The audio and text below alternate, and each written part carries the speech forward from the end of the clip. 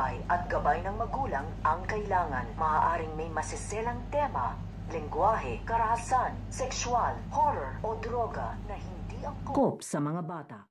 So ito nga si Para ay gagawa na nga ito ng paraan upang makabalik na nga siya sa kanyang katawan dito nga daw kay Lucy. Dahil ito nga si Para ay hindi na nga dito nakakampante sa mga pinaggagawa at kinikilos nito nga daw ni Lucy. Kaya nga ito nga si Para ay gagawa na nga ito ng paraan upang makuha na nga dito at mabawi ang kanyang katawan dito nga daw kay Lucy. Dahil kailangan na nga daw niyang makabalik at inaaral na nga dito nito nga ni Para kung paano nga siya makakabalik at inaaral na nga niya dito itong dasal na iniwan nga sa kanya noon at tinuro ng kanyang ama-amahan na nga dito nito nga ni Belen na ina nito nga daw ni Para. So pakakaabangan nga natin dito kung makakabalik na nga ba ito nga si Para sa kanyang tunay na katawan. Yan ang ating mga pakakatukan at pakakaabangan dito nga lang sa Stolen Live.